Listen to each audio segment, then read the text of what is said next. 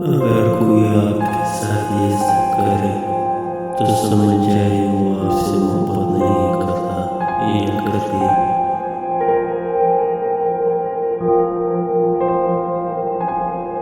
अक्सर आपसे झूठ बोले, आपको अपने मूड के मुताबिक क्यों कहते।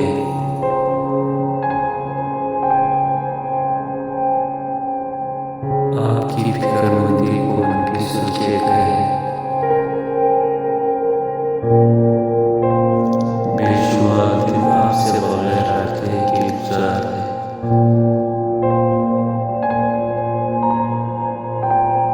आपके लिए कभी